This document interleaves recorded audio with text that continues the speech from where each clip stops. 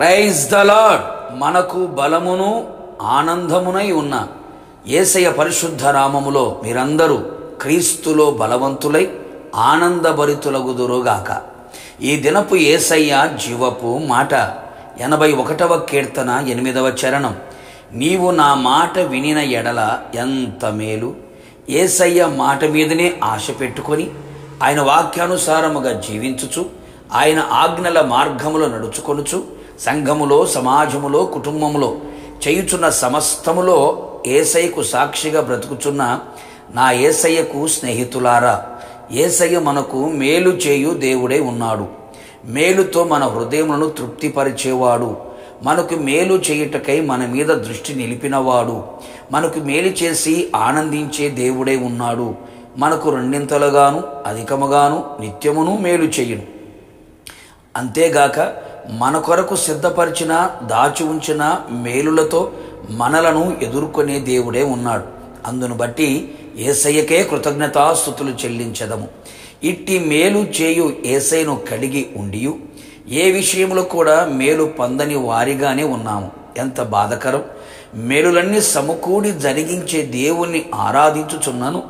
మేలులకు దూరమై శాపమును, దరిద్రతను, లేమిని, కొరతను, కొదువను అనుభవిస్తూ పేదరికములో మగ్గిపోతూ చాలి చాలని తిండి, చాలి చాలని బట్ట, చాలి చాలని ఇల్లుతో దిగులు చెందుతూ వ్యధ చెందుతున్నావా? ఇకనైనను ఎందుకు మేలు పొందలేకపోవచ్చున్నానో అని ఆలోచించి నీ తప్పును నీవు తెలుసుకొని పశ్చాత్తాపముతో యేసయ్య పాదాల చెంత నిలిచి ప్రాధేయపడము. ఖచ్చితముగా, నిశ్చయముగా ఆయన నీ వైపు తిరుగును. నీ తప్పును నీకు తెలియచేయును. నీకు మేలు కలుగునట్లుగా కనికరించును. అవును ప్రియులారా, మనము ఆయన మాట వినాలి అని ఆయన కోరుకుంటున్నాడు. మనమేమో ఆయన మాట తప్ప అందరి మాటలు వింటున్నాం. అందుకే నష్టము, కష్టము, కన్నీరు, రోగాలు, ఇబ్బందులు, ఇరుకులు, అసమాధానం, అవమానం, అపనిందలు, బాధలు, భారములు, శాపము అనుభవిస్తూ ఉన్నాం.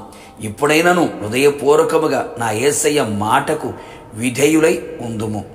ఆయన మాట వినుట శ్రేష్టమని గ్రహించు. ఆయన మనతో చెప్పినది చెయ్యుటకు మనస్కరించుము.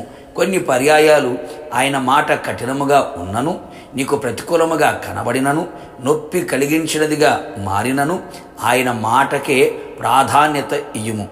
ఏది చేసినా ఆయన మనకు తుదకు మేలు చేయును అని గుర్తెరిగి ఆయన మాట విని వణుకుచు ఆయన సన్నిధిలో నిలువుము. ఆయన నీ మీద దృష్టి నిలిపి సర్వ విషయముల యందు నీకు మేలు చేయును. మన పితరులు కొందరు ఆయన మాట విని ఆయన మాటనే శాసనముగా చేసుకొని అన్ని విషయములలో మేలు పొందుచు అనేకులకు మాదిరిగా నిలిచిరి. మరికొందరు ఆయన మాట వినక అవిధేయులై ఎదిరించి మూర్ఖించి రాలిపోయిరి, పడిపోయిరి, అపవాది ఊరిలో చిక్కుకొనిరి, మనకు పాఠముగా నిలిచిరి. కావున నా దేవుని బిడ్డలారా, మనమందరము ఆయన మాట వినుచు ఆయనను ఆనందపరచుచు ఆనందకరమైన దేశములో చేరెదము. ప్రభు మనకు సహాయము చేయునుగాక. ప్రార్థన. కృపాసత్య సంపూర్ణుడైన మా ప్రియ పరలోకపు తండ్రి, నీ పరిశుద్ధమైన పాదములకి కృతజ్ఞతాస్తుతులు చెల్లించుచు ఉన్నాం. మీరు మాకిచ్చిన జీవపు మాట కొరకే మీకు స్తోత్రములు. మీ మాట వినుట మాకు మేలు అని మరొక్కసారి ప్రభువా మీరు తెలియపరిచారు.